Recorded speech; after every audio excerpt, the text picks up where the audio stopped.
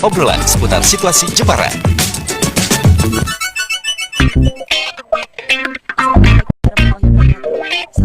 Selamat sore, ketemu lagi bersama saya Dinda Kirana di kesempatan sore hari ini di edisi hari Jumat 1 Agustus 2025. Semoga sahabat Erlisa dalam suasana yang damai, menyenangkan, sehat selalu. Obsesi obrolan seputar situasi Jepara, kita akan membawakan tema tentang melawan kerusakan alam dari perspektif seni budaya. Untuk Anda yang sudah stay di gelombangnya 94,7 FM, terima kasih. Dan yang pengen nanti bergabung lewat chat WA-nya di 081 805 805 804. Dan juga kita sedang live di TikTok serta Facebooknya Radio Erlisa FM Jepara. Selamat menonton, selamat menyaksikan talkshow kami Obsesi Obrolan Seputar Situasi Jepara. Melawan kerusakan alam dari perspektif seni budaya, telah hadir narasumber yang tentunya Anda sudah mengenal sekali karena beliau ini sudah 3 kali ikut bergabung di talkshow Obsesi. Ada Ketua Aji Cakra Indonesia, Bapak Tri Hutomo. Kita sapa beliau. Assalamualaikum Bapak Tri Hutomo. Waalaikumsalam warahmatullahi wabarakatuh. Apa kabar? Sehat selalu? Alhamdulillah. Alhamdulillah. Baik, sehat. Iya, baik. Sudah 3 kali ini ya Pak Tri ya? Alhamdulillah. Memberikan inspirasi penting untuk masyarakat yang ada di Kabupaten Jepara, dan Pak Tri ini membawakan tema tentang melawan kerusakan alam dari perspektif seni budaya. Nanti seperti apa kita ulas ya Pak ya. Baik, terima kasih Pak Tri atas kehadirannya. Dan Bapak Tri Hutomo ini tidak sendiri sahabat Erlisa, beliau menggandeng sahabatnya. Beliau adalah seorang seniman dan juga budayawan di Kabupaten Jepara yang tentunya juga banyak sekali karya-karya beliau yang sudah kita buktikan memang benar-benar keren. Ada Bapak Brodin. Assalamualaikum Bapak Brodin. Waalaikumsalam warahmatullahi wabarakatuh. Iya. Dua sejoli yang saling bersahabat dan ini melawan kerusakan alam dari perspektif seni budaya. Wah, ini keren dan kayaknya memanas ini. Baik Bapak Tri, untuk sahabat Erlisa terima kasih atas dukungan dan partisipasinya, supportnya juga untuk acara Obsesi Obrolan Seputar Situasi di Kabupaten Jepara. Karena Obsesi ini kian kesini banyak sekali peminatnya, penontonnya dan juga penggemarnya. Kalau Obsesi tidak tayang 1 hari saja, banyak yang bertanya, besok temanya apa Mbak? Nah itu sudah dipertanyakan. Baik, terima kasih untuk Bapak Tri dan juga Bapak Brodin yang sudah hadir. Melawan kerusakan alam, itu sekilas tema yang kita angkat. Melawan kerusakan alam. Untuk Jepara sendiri, seberapa parah sih Pak? Kenapa kita harus mengangkat tema ini? Melawan kerusakan alam. Seberapa parah kondisi di Kabupaten Jepara ini sehingga Pak Tri menginginkan tema yang kita angkat adalah melawan kerusakan alam dari perspektif seni budaya. Seperti apa Pak Tri? Ya, baik, terima kasih Mbak Dinda. Sahabat Erlisa dimanapun berada, memang sesuai apa yang pernah kita sampaikan di sebelumnya, bahwa dalam kalau tadi disebut ya perlawanan ya, istilahnya itu seolah-olah ekstrim ya. Makanya kemarin kita sampaikan bahwa masing-masing punya peran. Di sini ada pemerintah, ya, ada masyarakat, dan ada aparat penegak hukum misalnya, itu masing-masing punya peran. Tapi yang perlu kita garis bawahi bagaimana kesadaran itu bisa melekat pada tadi ya, seperti masyarakat, pemerintah maupun penegak hukum itu mempunyai kesadaran masing-masing sesuai dengan topoksinya. Maka kalau ditanyakan seberapa parah kondisi kerusakan alam di Jepara, itu tentunya kita lihat parameternya. Ya, kalau dilihat dari parameter lingkungan itu kan banyak ya. Apakah di situ, jadi ada perbandingan antara misalnya 5 tahun sebelum saat ini ya, atau 10 tahun yang akan datang, itu kan ada parameter-parameter sebagai tolok ukur untuk menilai seberapa kerusakan yang ada di Jepara itu. Jadi parameter lingkungan itu bisa dilihat dari kerusakan lingkungan itu sendiri ya, terus dampak yang ditimbulkan, ekosistem yang terdampak. Ekosistem itu berarti suatu kelompok kehidupan yang ada di situ itu seperti apa, misalnya dari tumbuhan, manusia sendiri, lingkungan ya, dan unsur lain itu seberapa jauh terdampak dari misalnya yang saat ini adalah kegiatan tambang misalnya, itu seberapa parah.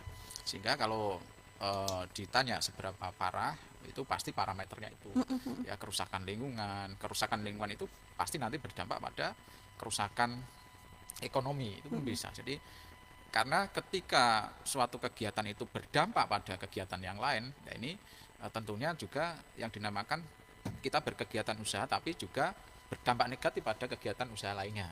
Nah, itu jangan sampai terjadi, sehingga parameter-parameter yang kita kaji itu memang harus menyeluruh ya. Kalau tingkat kerusakannya itu bisa dilihat dari tadi. Nah, bisa kita bandingkan misalnya dengan adanya pembukaan lahan itu. Dulu seperti apa, sekarang seperti apa ya. Dulu misalnya di daerah situ itu tidak ada banjir, sekarang hujan 2 hari atau sehari saja sudah muncul genangan, sudah muncul banjir, sudah muncul longsor. Lah itu kan suatu indikator-indikator yang harus kita antisipasi juga, jangan sampai ada pembiaran dan itu seolah-olah sesuatu yang lazim, sesuatu yang umum yang kita terima. Itu tidak bisa seperti itu harusnya. Jadi perubahan apapun yang menurunkan kualitas lingkungan itu sebenarnya harus kita antisipasi dari awal. Nah, makanya di sini siang ini terima kasih pada Erlisa yang kesekian kali memberikan kesempatan pada kita dalam rangka mengedukasi dan memberikan literasi pada masyarakat bahwa kesadaran kita sebagai masyarakat sesuai peran kita ya itu bisa kita jalankan. Makanya sesuai tema siang ini bagaimana kita memberikan edukasi atau kesadaran pada masyarakat terkait dengan pentingnya menjaga alam ya, menjaga lingkungan dengan dari perspektif seni dan budaya. Jadi bagaimana peran seni dan budaya di Kabupaten Jepara itu terkait dengan tadi kondisi lingkungan atau alam saat ini. Jadi mungkin nanti Mas Brodin lebih detailnya ya yang sesuai bidangnya. Dulu pernah saya sampaikan bahwa serahkan segala sesuatu pada ahlinya. Ya. Jadi itu bukan kewenangan saya. Di sini kalau misalnya kajian atau apapun bisa, tapi untuk yang satu itu serahkan pada ahlinya. Itu Mbak Dinda. Baik, terima kasih Bapak Tri Hutomo. Dan itu tadi ya sahabat Erlisa, seperti apa kondisi lingkungan di Kabupaten Jepara sudah sekilas diulas sama beliau Bapak Tri Hutomo, Ketua Aji Cakra Kabupaten Jepara. Dan beliau ini tidak sendiri, mendatangkan seorang seniman dan budayawan Kabupaten Jepara yang nanti akan menanggapi seperti apa sih kondisi alam lingkungan yang ada di Kabupaten Jepara ini dipandang dari perspektif seni budaya melawan kerusakan alam dari perspektif seni budaya di Kabupaten Jepara tentunya. Bapak Brodin, seperti apa Bapak Brodin kira-kira cara pandang Bapak Brodin dan juga untuk Jepara sendiri? Ini Bapak Brodin selaku seniman dan budayawan Jepara, apakah juga ini cukup menjadi perhatian dan sangat memprihatinkan? Karena Bapak Tri Hutomo ini menggandeng panjenengan Bapak Brodin untuk ikut bersumbangsi. Seperti apa sih seharusnya begitu? Silakan Bapak. Terima kasih Mbak Dinda, selamat sore. Selamat sore. Pendengar Erlisa FM, saya terima kasih bisa hadir bersama Mas Tri di Obsesi dan ngobrolin tentang lingkungan, kondisi lingkungan alam Jepara seberapa parah itu kerusakan misalnya. Kita mesti ngomong hal yang paling dasar dulu kira-kira bahwa Jepara itu memiliki dalam konteks lingkungan secara internasional mempunyai kekhususan Mbak Dinda. Jadi Jepara ini dari Karimun sampai lereng Muria itu ditetapkan sebagai kawasan konservasi biosfer internasional oleh UNESCO. Artinya itu secara ilmu pengetahuan itu sudah diriset bahwa di sini mempunyai keunikan-keunikan, mempunyai kelebihan-kelebihan sebagai satu wilayah yang ada di dunia ini. Dan itu menjadi sangat penting bukan saja untuk Jepara, bahkan itu memang untuk dunia. Nah, makanya kemudian tadi Mas Tri mengatakan bahwa kerusakan itu kemudian harus ada tolok ukurnya kira-kira begitu. Nah, karena Jepara khusus kemudian kita memandangnya juga harus khusus gitu bahwa Jepara itu yang beberapa tahun yang lalu ditetapkan sebagai kawasan biosfer itu juga mempunyai latar belakang yang lebih jauh lagi kira-kira bahwa dalam konteks ilmu alam mungkin bahwa Jepara ini bagian daripada Greenland, satu tempat yang pada masa lalu itu menjadi tempat yang paling nyaman ditempati atau dihidupi oleh manusia. Iya, betul. Jadi misalnya membandingkan kerusakan Jepara dengan daerah yang lain yang tidak mempunyai keistimewaan itu juga tidak apple to apple. Kenapa saya mengatakan begitu? Karena hal itu penting kita sampaikan kepada masyarakat, anak-anak kita gitu, bahwa Jepara itu mempunyai kelebihan di alamnya. Jadi kita harus punya awareness yang lebih juga daripada tempat-tempat lain misalnya, karena punya cara khusus bagaimana men-treat alam kita supaya alam kita tetap menjadi bagian hidup kita yang menyenangkan dan memberi dampak positif. Dan benar itu kata Mas Tri tadi, itu masalahnya juga tidak bakal diselesaikan oleh Mas Tri yang seorang aktivis gitu ya, sendirian. Iya, apalagi kita misalnya teman-teman kesenian gitu yang dia itu lebih menyampaikan semacam moral force saja yang butuh dukungan banyak pihak.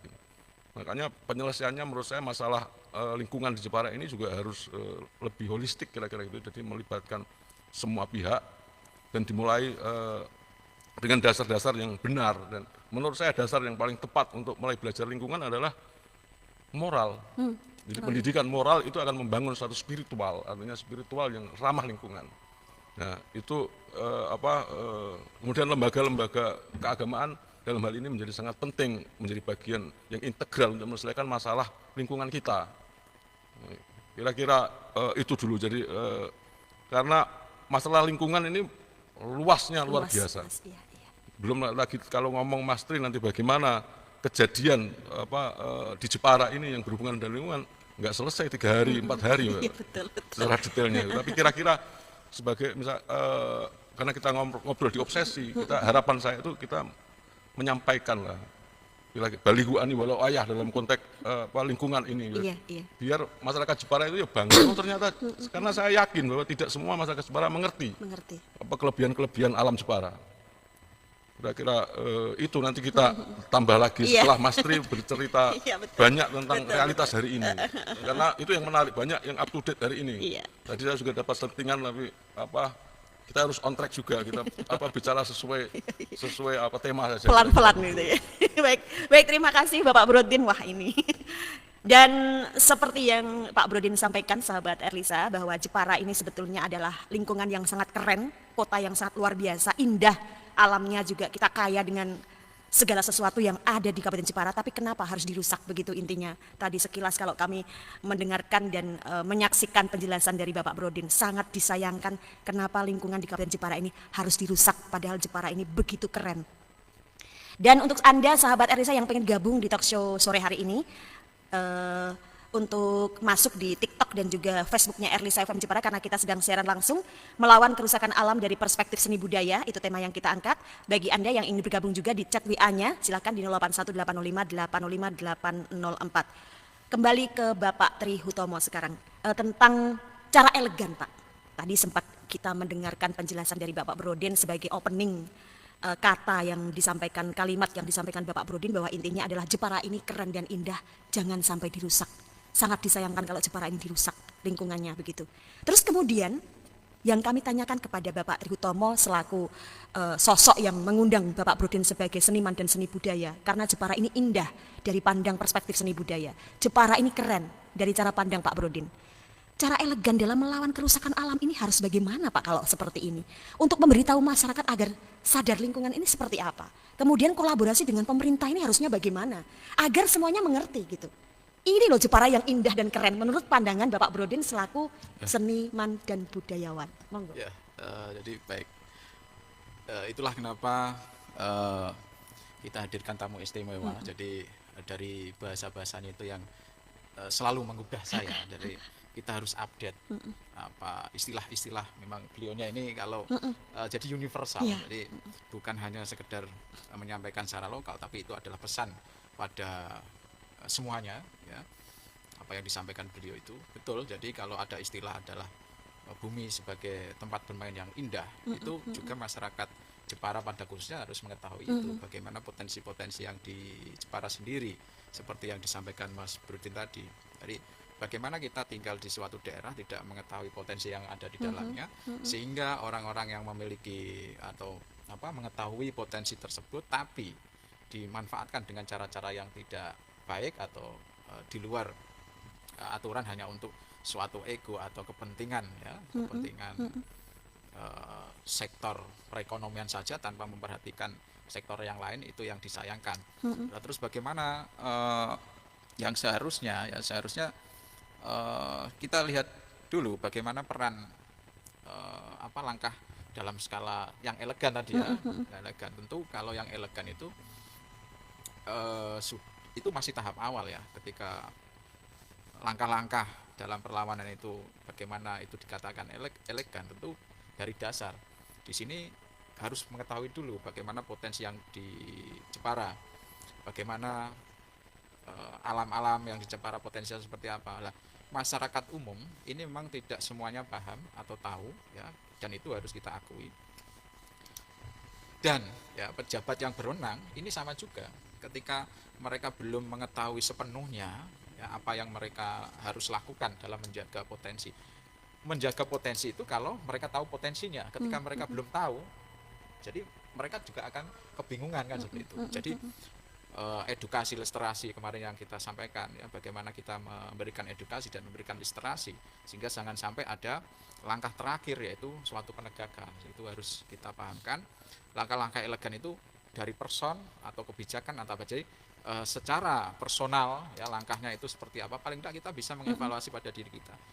Kepedulian misalnya ya, ketika ada sesuatu yang kurang pas di lingkungan kita, paling tidak kita ada kepedulian. Dulu pernah kita sampaikan juga ya, dan menjawab pertanyaan dari sahabat Erlisa waktu itu kan, ketika ada misalnya permasalahan di lingkungannya ya, rata-rata masyarakat itu kan acuh tak acuh kalau tidak bersinggungan atau berdampak langsung pada dia kan gitu.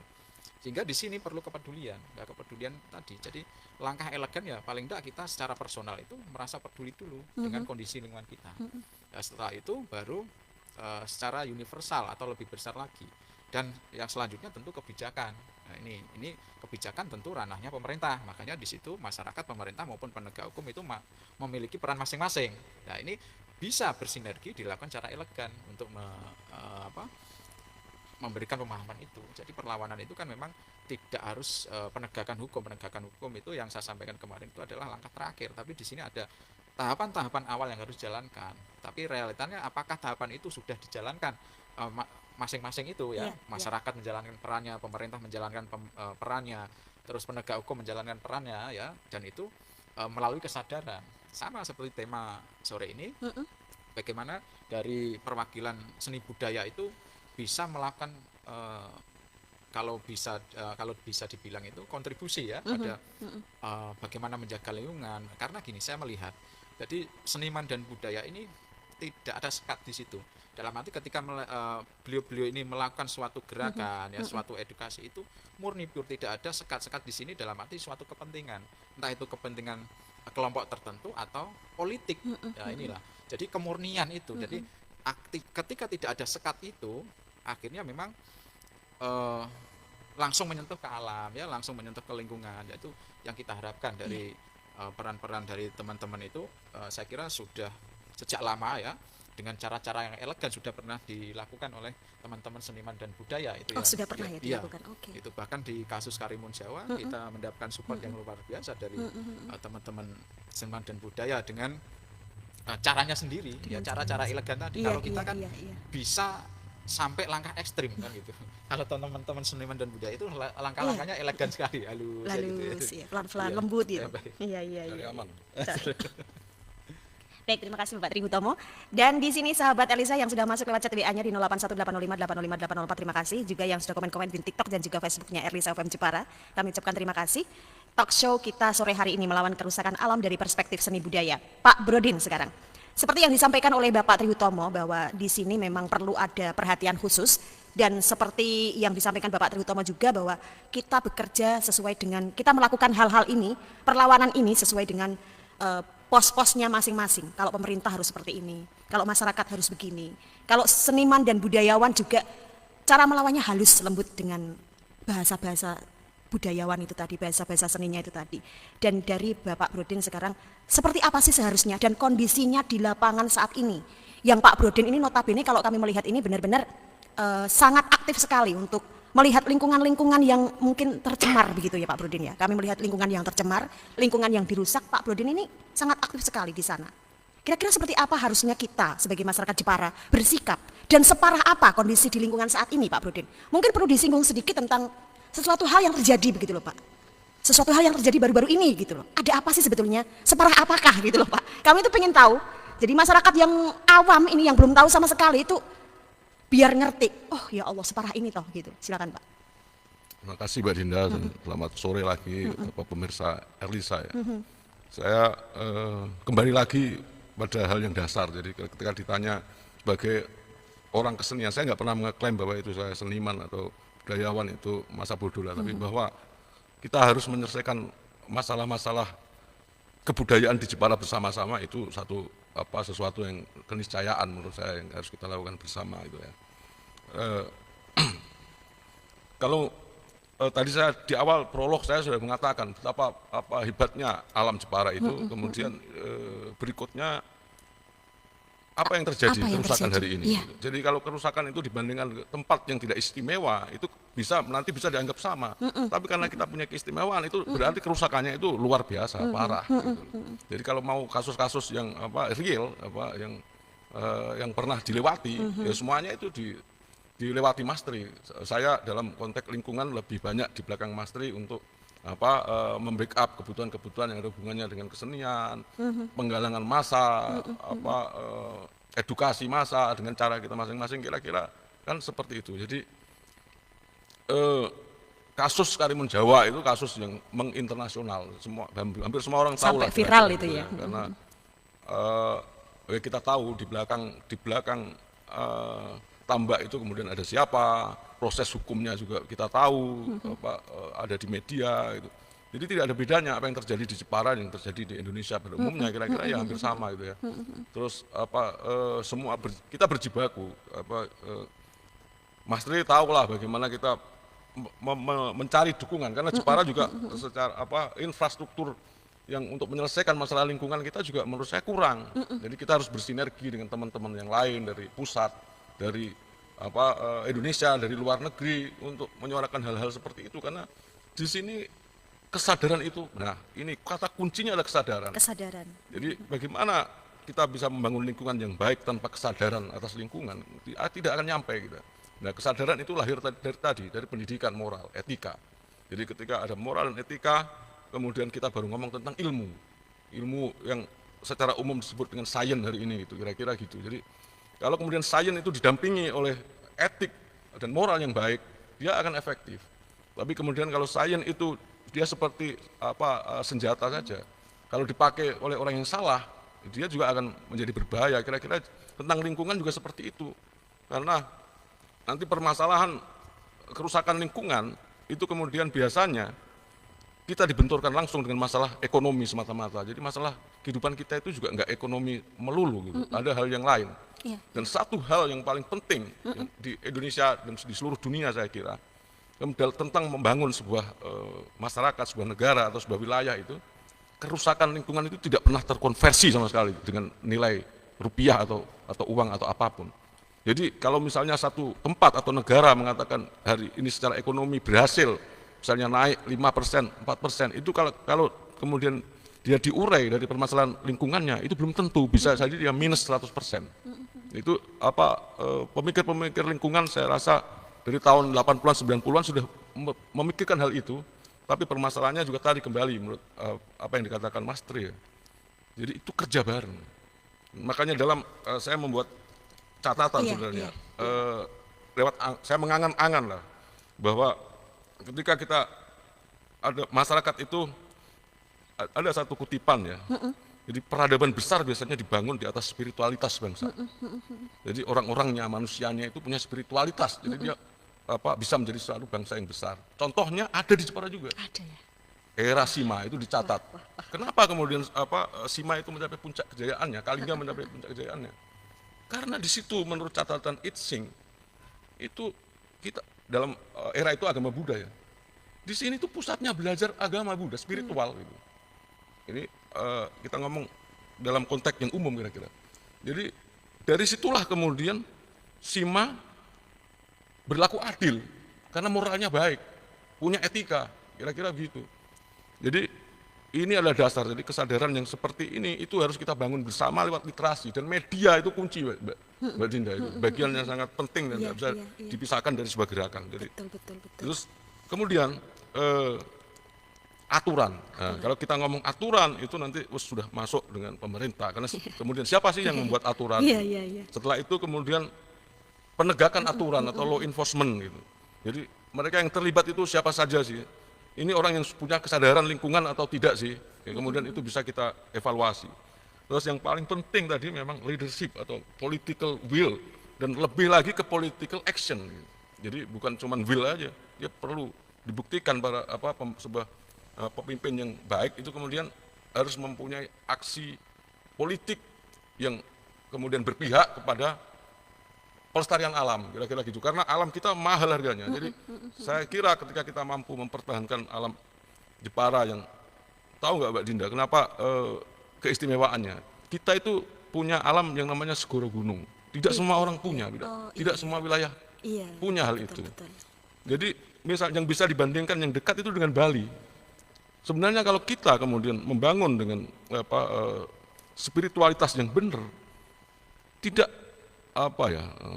tidak sesuatu yang utopia kalau kita itu bisa sama dengan Bali atau bahkan lebih gitu. Karena kita kecil, pengelolaannya lebih mudah misalnya. Tapi ketika tidak ada kesadaran dan kemudian leadership-nya juga kurang bagus, ya kita masih menunggu waktu yang lama. Terus kemudian yang berikutnya adalah sosialisasi. Sosialisasi itu seperti apa yang kita lakukan hari ini, Mbak Dinda, kira-kira.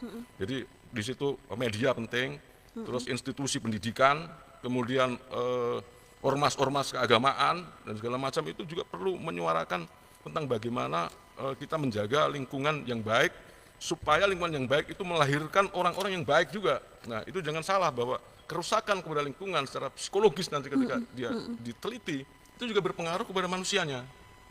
Dan yang terakhir adalah sebuah gerakan sosial dan gerakan kultural.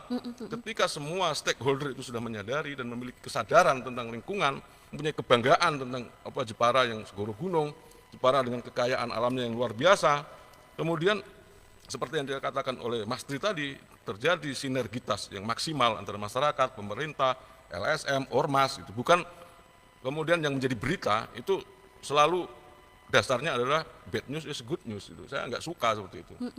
Jadi good news is good news kalau bisa.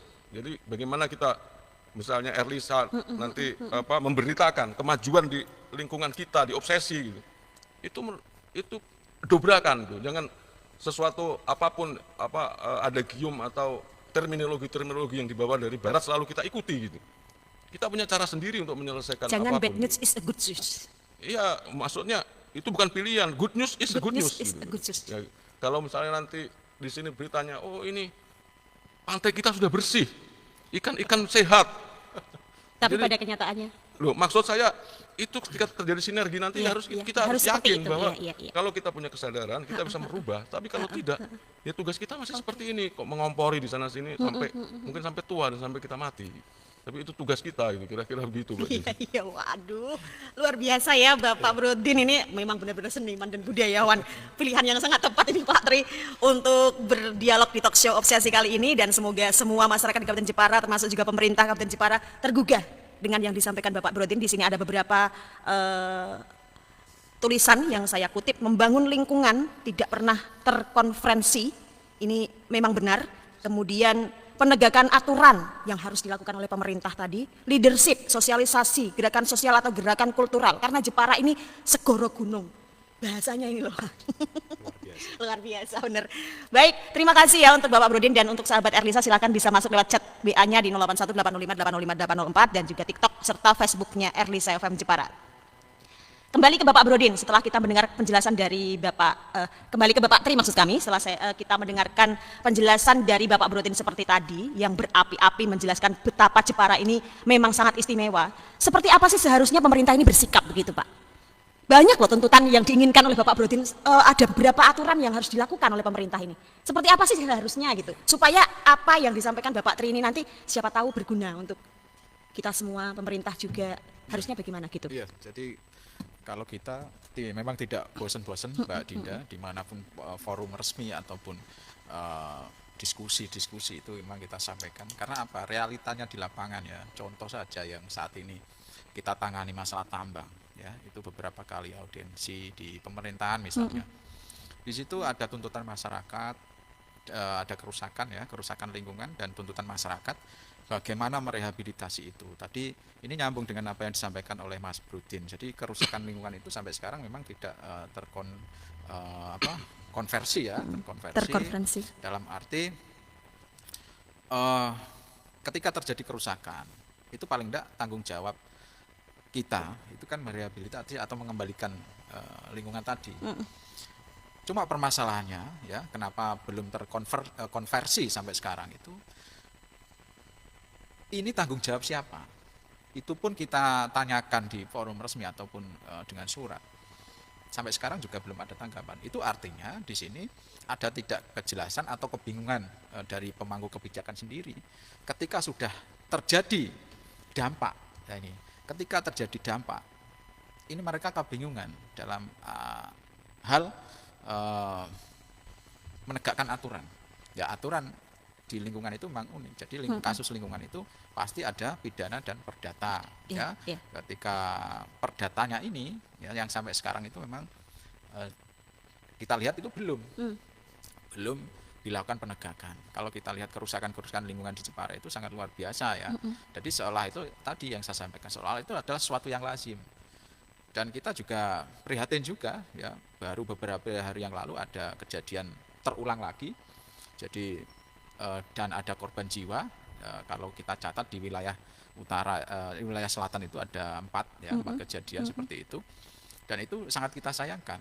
Jadi bagaimana bekas-bekas misalnya kegiatan ilegal tersebut itu tanggung jawab siapa, itu ketika kita menanyakan dan kita minta pertanggungjawaban ya, itu juga mereka kebingungan dalam arti di sini pemangku kebijakan. Bagaimanapun sesuai aturan pemangku kebijakan itu bertanggung jawab ya, melakukan pengawasan, melakukan pemantauan ya, melakukan penindakan, atau tadi ketika ada korban jiwa itu bisa terjerat dalam kasus pidana, itu bisa, tapi kenyataannya memang tadi masih mengabaikan ya, masih belum ada kesadaran ya, pemangku kebijakan belum mengetahui yang sampai saat ini kita cermati itu seolah-olah itu adalah sesuatu yang lazim. Itu kan sangat luar biasa, kerusakan, dampak dan potensi yang akan terjadi itu mereka tidak sejauh itu untuk mengantisipasi, sehingga ketika ada kejadian baru rame-rame ya, kayak mana umpret seperti itu ya, berguduk ya di satu titik, nanti seperti itu penanganan. Jadi hal-hal seperti itu seolah-olah adalah sesuatu yang lazim, kerusakan dan sehari-hari dilihat seperti itu. Itu padahal dampaknya kalau kita mau mengkaji dan potensi yang ada di dalamnya 2020 kalau tidak salah itu kan memang kita ditetapkan sebagai cagar biosfer ya, itu dunia. Bagaimana kekhususan Jepara sendiri itu pemangku kebijakan juga harus paham itu. Dampak ekstrim yang terjadi saat ini apa sih Pak sebetulnya? Jadi dampak ekstrim itu ya ini menyangkut kemarin pasti terkait kebijakan itu ada ketidakpercayaan ya terhadap penegakan dan penegakan aturan di daerah, terutama khususnya di Kabupaten Jepara. Bagaimana penegakan itu yang seharusnya itu bisa dilakukan dari awal untuk mengantisipasi dampak-dampak yang seperti tadi itu, tapi itu tidak lakukan ya. Jadi di sini pemangku kebijakan dari struktur paling bawah itu adalah pemerintah desa misalnya, itu tidak boleh lepas tangan begitu saja. Apapun itu memang menjadi tanggung jawab kita bersama. Betul. Bukan ketika ada suatu kejadian itu dilimpahkan kepada misalnya ya satu pelaku usaha saja, tapi di sini ada pejabat yang berwenang yang ikut bertanggung jawab. Gitu. Jadi kalau kondisi saat ini ya memang perlu kepedulian kita semua dari semua lini, semua sektor ya, semua unsur tadi, dari seniman budaya, dari masyarakat itu akan ada macam-macam ya.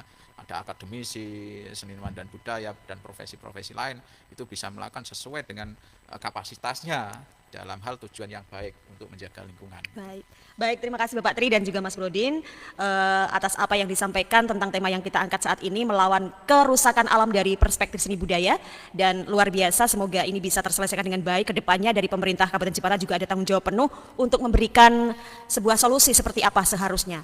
Ilegal harus dihapus ya, menjadi legal begitu ya. Kemungkinan seperti itu. Dan untuk sahabat Elisa yang sudah masuk lewat chat WA-nya, terima kasih, ini saatnya kami membaca. Kemudian yang sudah masuk di TikTok serta Facebooknya Erlisa FM Jepara juga terima kasih. Ini ada beberapa yang sudah masuk, ada Lestari, ada Dion Potroyudan. Jepara lestari alamnya, tapi apakah ada dukungan dari pemerintah daerah terkait hal itu?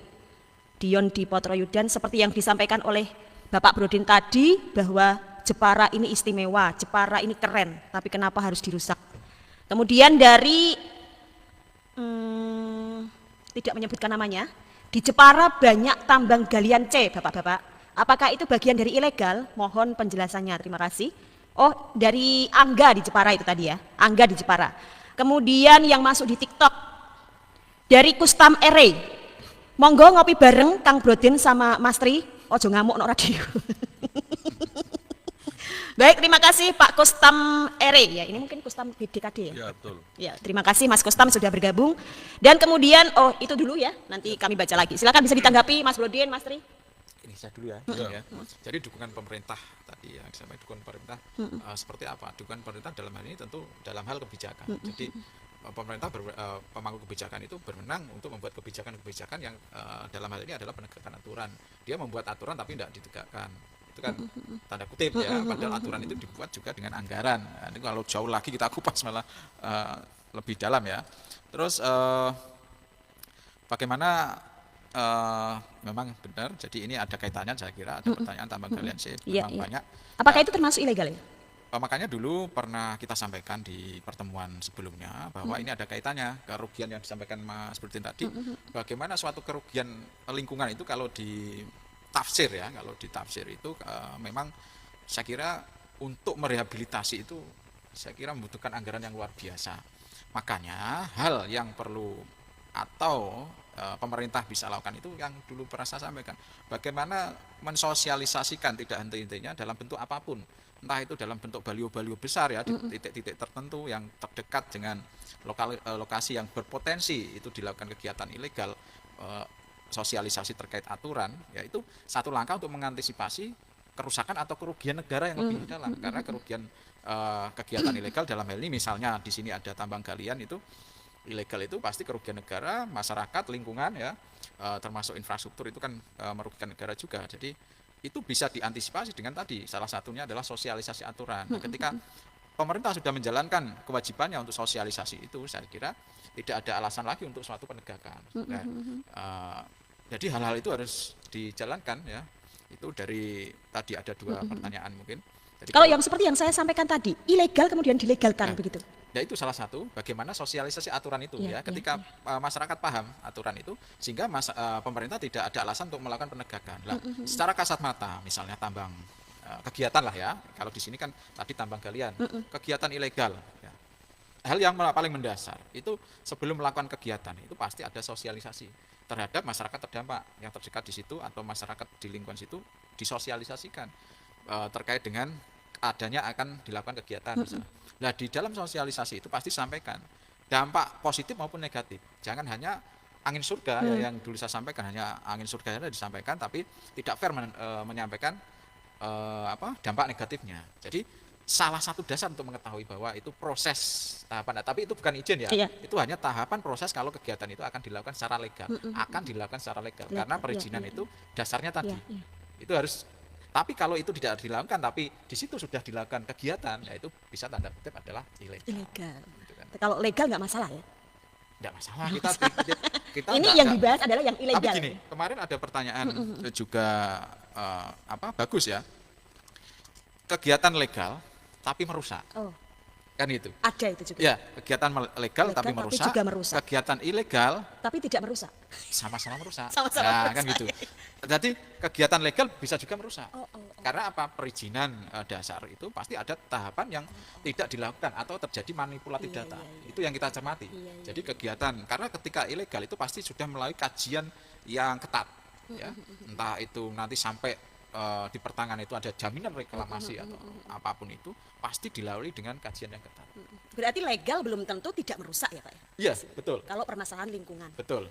Jadi legal bisa juga merusak. Bisa juga tanda merusak. Kutip tadi, dengan tanda ada kutip. tahapan-tahapan yang dimanipulasi. Ada tahapan-tahapan yang dimanipulasi. Ya. Berikut saya baca lagi chat WA, nanti bergantian menjawabnya. Tadi sudah Bapak Tri, sekarang mungkin bergantian sama Pak Brodin. Ini selamat sore, apakah perlu ada gerakan bersama monggo untuk melestarikan alam Jepara? Dari Andani di Jepara. Wah, ini mencurigakan ya Andani ini. Yang pertama Pak, ini panjang ya. Apakah perlu ada perlawanan gerakan bersama melestarikan alam ini? Yang pertama, budayawan juga berkesenian. Ayo, yang lebih kreatif dan menyelamatkan alam bersama-sama. Kita guyup. Yang kedua, semuanya ayo bersinergi bersama supaya lestari alamnya dan lestari budayanya. Wah, ini Andani Jepara ini mencurigakan. Andani mana ini? Silakan Mas Brodin. Terima kasih Mbak Andani, semangat. Kalau orang Jepara itu 50 atau 25% seperti Mbak Andani selesai masalah lingkungan. 25% aja ya? Iya, karena saya rasa yang memperhatikan lingkungan ini kecil sekali. Masalahnya di situ. Jadi kalau menyelesaikan secara bersama-sama menjadi gerakan seperti saya katakan tadi, ujungnya adalah sebuah gerakan sosial dan gerakan kebudayaan, itu pilihan yang paling tepat. Ini Andani Rapunzel atau Andani yang mana ya? Saya tidak tahu itu. Yang pasti nama. Iya, silakan. kira-kira begitu. Tapi yang perlu saya garis bawahi, jadi sebelum aturan, tadi kan kita mengatakan antara legal, yang legal itu bisa juga merusak, apalagi yang ilegal gitu. Jadi sebelum aturan, karena aturan itu lewat mekanisme politik. Nah, itu yang kemudian kalau sudah masuk ke ranah situ, kemudian tidak semua orang, artinya orang awam juga malas karena stigmatisasi politik juga yang kurang enak juga, dan realitasnya seperti itu. Jadi kalau nanya yang legal itu bisa merusak enggak?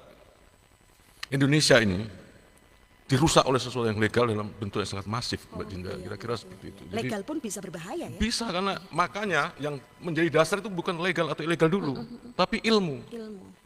Jadi ilmu sains. Jadi saya mau tanya ke Mbak Dinda, sejauh obsesi ini, kira-kira ada nggak dari pemerintah yang ngurusin masalah lingkungan itu, kemudian menggunakan media ini sebagai sosialisasi seperti yang dikatakan Mas Tri tadi. Misalnya, bagaimana sih suplai air Jepara ini, dari mana saja, titiknya mana saja, mana yang harus diamankan, apakah pernah? Nanti insya Allah kami akan mengundang beliau pihak-pihak terkait Nah, kalau mau. Nah ini makanya Harus seperti mau. ini. Jadi bukan dalam konteks saling menyalahkan ya, tapi kira-kira kita harus merekonstruksi kembali apa yang kita lakukan, apa kesalahan itu kita benerin bareng-bareng. Itu semangatnya rekonsiliasi, kira-kira seperti itu ya. Jadi dengan kesadaran tadi kemudian kita bangun bersama seperti Mbak Andani tadi, itu keren artinya. Kemudian kalau semua bersemangat, oh lautan Jepara itu menjadi bersih lagi. Tadi bisa kita bayangkan, misalnya di pinggir pantai yang Jepara sendiri nanti bisa separuh kualitasnya dari Karimun, luar biasa. Kita mendapat, kalau dikonversi tadi, kita mendapat kekayaan mungkin berapa ratus triliun itu kalau mau dihitung itu kira-kira. Nah, dan kenapa kembali ke ilmu tadi? Saya berharap kemudian pemerintah itu kembali kepada ilmu. Ilmu itulah yang akan menyelesaikan permasalahan ke depan. Kalau Mas Tri tadi bilang lewat kajian dulu, lewat kajian keilmuan yang rigid gitu, yang detail gitu. Baru kemudian turun yang namanya aturan. Karena aturan itu yang memutuskan orang-orang politik, kita tahu sistem kita kan gitu. Tapi jika itu didasarkan pada ilmu, pada ahlinya, terus kemudian tersosialisasi dengan baik, itu baru ada kemungkinan terjadi gerakan sosial atau gerakan kebudayaan. Kalau tidak, kita tetap menyalahkan proses politik, kita menyalahkan para penegak hukum karena nggak selesai masalahnya. Karena apa? Karena kita tidak mengikuti ilmu. Padahal kita disuruh ikro terus. Tapi tidak pernah menggunakan ilmu untuk menyelesaikan permasalahan. Kira-kira gitu, Mbak. Baik, terima kasih Mas Brudin. Dan ternyata ini kian kesini sudah dialog kita 3 kali ya Mas Tri ya. Ini hampir menuju ke arah yang lebih mengerucut. Dan yang menanggapi ini juga semakin mengerti apa sih sebetulnya yang kita bahas begitu loh. Lingkungan di Jepara ini sebenarnya keren, tapi kenapa harus dirusak? Nah itu intinya seperti yang disampaikan oleh Mas Brudin tadi. Ada Rina di Blonggo, terima kasih untuk Rina. Bagaimana pendapat terkait Jepara? Mengundang pihak terkait dong. Oh iya, seperti yang saya sampaikan, insya Allah nanti kami akan mengundang pihak terkait. Bagaimana pendapatnya pihak terkait Jepara akan dijadikan, ini perlu kita baca nggak ya? Akan dijadikan kandang, bahkan memiliki pendapatan ke PAD sangat banyak. Apakah juga akan merusak alam di Jepara? Ini nanti soal masalah ditanggapi dan tidak ditanggapi, monggo. Sayangnya bagaimana, Mas Tri? Jadi kalau itu ya, saya hanya menanggapi terkait dengan lingkungan ya, jadi perizinan saja.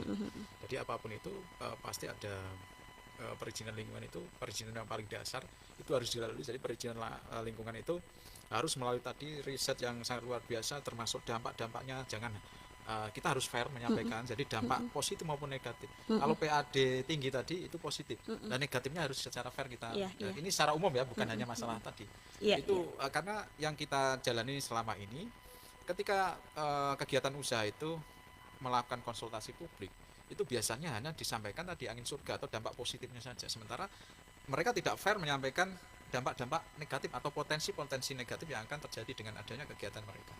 Itu secara garis besar dan secara umum seperti itu. Saya tidak bisa menanggapi secara detail karena itu ya, betul. Di luar tema Di luar tema ya, kita. Kita adalah membahas tentang kerusakan alam ya. itu mungkin hanya secara umum saja seperti itu. Mungkin perlu disampaikan ucapan kepada dari Kustam RE tadi untuk diajak ngopi bareng, mungkin kapan bisa ketemu begitu. Silakan. Oh siap, kita sedang menunggu Pak Kostam untuk ngopi sampai berdarah-darah ini. Ini Bapak Ketua Kesenian kita ini. Ini juga budayawan dan seniman Jepara yang sangat canggih ya dalam pembahasan-pembahasan seperti ini. Nanti suatu saat mungkin kita akan datangkan beliau. Terima kasih untuk Pak Kostam. Dan ini yang terakhir karena waktu kita sudah tinggal 3 menit ke depan ini Pak Tri. Tidak terasa 1 jam kita berdialog. Kalau nyambung ya nggak habis-habis ya. 1 jam kita berdialog tinggal 3 menit. Kira-kira seperti apa harapan Pak Tri ke depan untuk kondisi Jepara ini? Kalau saya tetap konsisten pada apa yang kita sampaikan terdahulu, kesadaran kita menjalankan masing-masing peran masyarakat, pemerintah dan penegak hukum menjalankan sesuai kewenangannya, sesuai perannya dengan kesadaran ya. Bagaimana mereka menyadari sesuai perannya. Itu tetap kita konsisten begitu. Bagaimana mereka menyadari seperti perannya? Ya saat ini ya tamu kita. Ya, tamu Mas kita. Rudin. Kalau kita konsisten di Konsisten di sini ya. karena kesadaran dari Dan saya ini ke bawah loh Pak, ke bawah dengan bahasa saya kayaknya lebih mengeras gitu, lebih mengencang gitu semangatnya ini. Ke bawah dengan situasi dan kondisi ini, aura-aura yang bagaimana gitu. Kayaknya jangan sampai deh alam kita ini semakin kesini semakin rusak, tapi buatlah alam kita ini semakin kesini semakin indah. Terkait dengan ini harapan-harapan dari Pak Brudin sekarang, saya pengen Pak Brudin ini dengan bahasa seniman dan budayanya berpuisi gitu, untuk menentang ini loh yang kami bahas, yang kita bahas tentang melawan kerusakan alam ini. Seperti apa dengan bahasa-bahasa kiasan puisinya sehingga closing statement ini menjadi closing yang berapi-api begitu Pak Brudin, silakan. Terima kasih ya Mbak Dinda. Jadi saya tuh tidak pernah berpikir maksudnya harus berpuisi atau tidak gitu ya. Saya bahkan itu puisi atau tidak juga saya tidak pernah memikirkan seperti itu. Saya lebih fokus ke hal yang utamanya gitu. Jadi saya rasa apa yang kita lakukan dalam waktu dekat ini kira-kira kemudian kita memaksimalkan potensi-potensi pelestarian alam dari semua pihak, dari Mbak Dinda, dari media, kami dari teman-teman kesenian, kemudian pemerintah dan yang lain itu kemudian memaksimalkan potensinya masing-masing.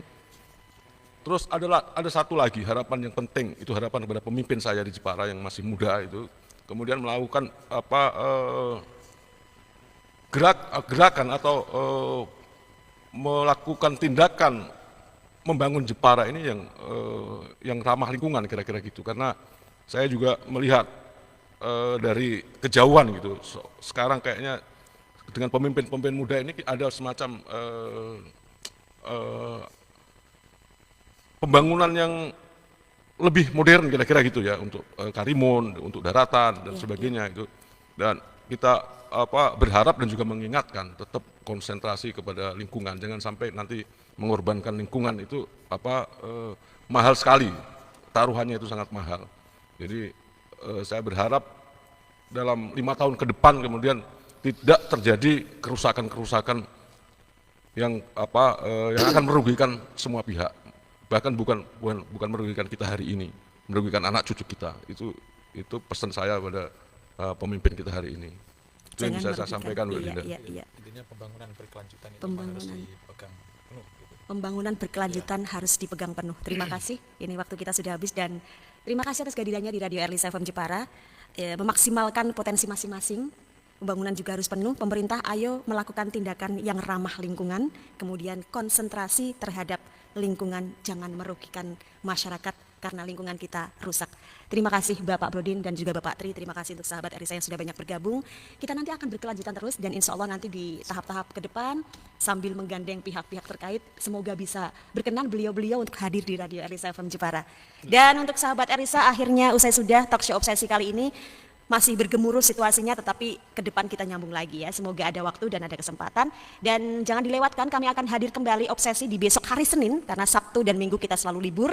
Besok hari Senin Obsesi bersama Rias pengantin Jepara. Ini kita woles-woles aja bersama Rias, sambil cantik-cantik ria begitu ya. Terima kasih untuk sahabat Erlisa, terima kasih untuk yang sudah masuk lewat TikTok, Facebook, dan juga chat WA-nya di 081805805804. Tetap konsentrasi dan prestasi, jangan sia-siakan waktu supaya kita tidak merugi. Wassalamualaikum warahmatullahi wabarakatuh.